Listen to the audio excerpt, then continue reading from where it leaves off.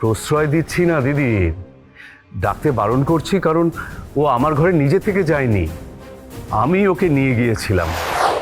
শাওন আমার ঘরে আছে।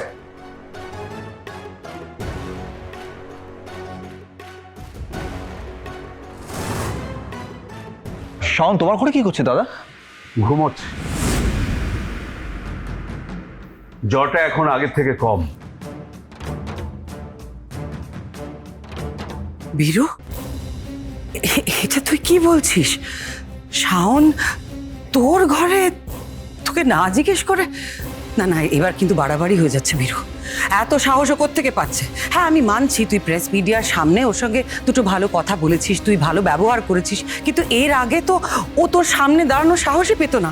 আর এখন এমন মাথায় চড়ে নাচছে যে তোর পারমিশন না নিয়ে একেবারে তোর ঘরে গিয়ে ঘুমিয়ে পড়ছে। দিদি, আমি জানি বীরু, তুই যে কেমন মানুষ আমি কি সেটা জানি না? তোর যে কতটা নরম মন আমি তো জানি তুই কি করেছিস। যেই দেখেছিস শাওনের জ্বর হয়েছে তোর মনটা গলে গেছে, ও সমস্ত বাদরামো তুই মুখ বুজে সহ্য করেছিস, কিন্তু আমি করবো না বীরু, তোকে বলে দিচ্ছি অনেক হয়েছে। এর বিহিত আমি করবই, তুই মাথা গরম করবি না, আমি ব্যবস্থা করছি। থাক দিদি, ওকে ডাকিস না।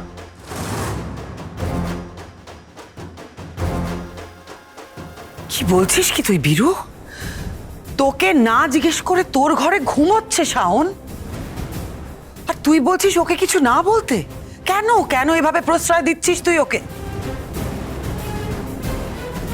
প্রশ্রয় দিচ্ছি না দিদি, ডাকতে বারণ করছি কারণ ও আমার ঘরে নিজে থেকে যায়নি, আমি ওকে নিয়ে গিয়েছিলাম আমার ঘরে, আমি ওকে ঘুম পাড়িয়েছিলাম। আসলে কাল রাতে কি কি হলো তোমার শাওন? কি গা তো জ্বরে পুড়ে যাচ্ছে। শাওন,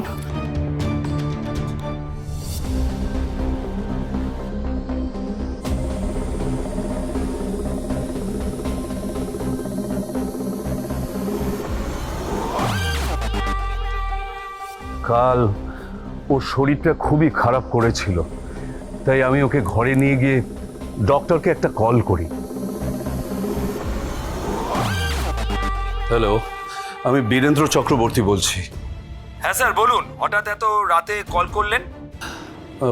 বলছি আসলে আমার একজন ফ্যামিলি মেম্বার খুব অসুস্থ হয়ে পড়েছে, ধুম জ্বর, একটু আগে সেন্সলেস হয়ে গেছে। কবে থেকে জ্বর ওনার? গতকাল তো টেম্পারেচার ছিল না, আমার মনে হয় আজ সকাল থেকেই জ্বর এসেছে।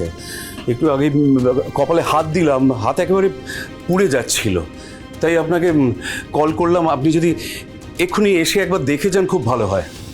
আমি তো আসলে আউট অফ সিটি আছি, বাট চিন্তার কিছু নেই। মনে হচ্ছে ওয়েদার চেঞ্জের জন্যই জ্বরটা এসছে। আমি কিছু ওষুধের নাম আপনাকে মেসেজে পাঠিয়ে দিচ্ছি, সেটা এখন দিন, আর একটু ঠান্ডা জলের পট্টি দেওয়ার ব্যবস্থা করুন। তাতে কি কাজ হবে? এতটা জ্বর। আপনি মেডিসিনটা স্টার্ট করুন, আই হোপ এতেই সুস্থ হয়ে যাবে, নইলে আমি কাল রাতে ফিরে ভিজিট করব। ঠিক আছে, আপনি ওষুধগুলো পাঠিয়ে দিন মেসেজে, আমি আনানোর ব্যবস্থা করছি। ওকে।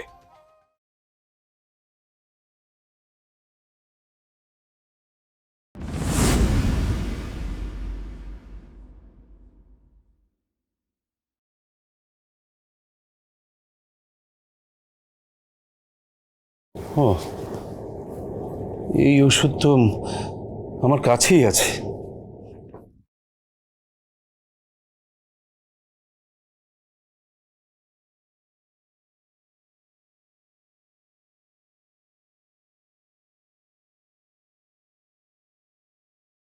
শাওন, শাওন,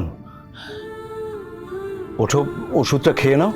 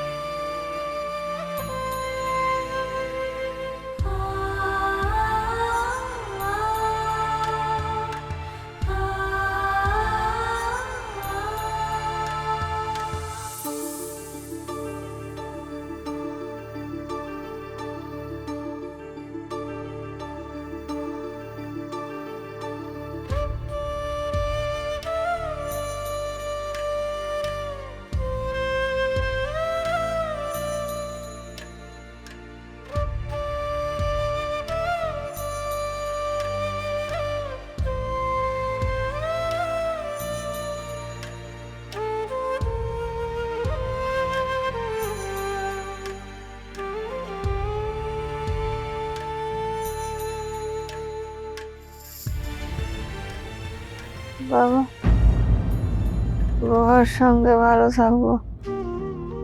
রুদ্রপুর গিয়ে আমি সবচেয়ে বেশি ভালো থাকবো কাকিমা। ওখানে বাবাকে বাবা বলে ডাকতে পারবো, বাবার সঙ্গে পুজোয় বসবো, বাবা আমায় ভুগবে না।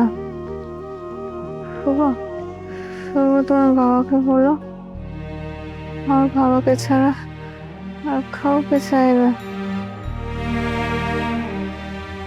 আমি শুধু বাবার সাথে খুশি থাকবো, আর কিচ্ছু চাই না আমার।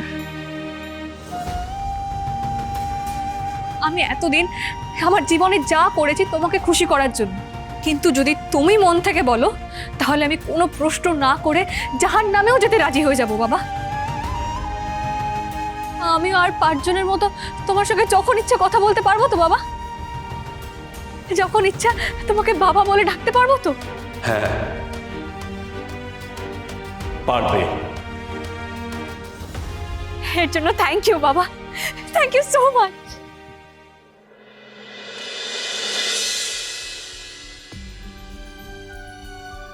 বাবা, বাবা যেও না, আমাকে আমাকে ছেড়ে যেও না। আমার যে তোমাকে খুব দরকার, যেও না বাবা।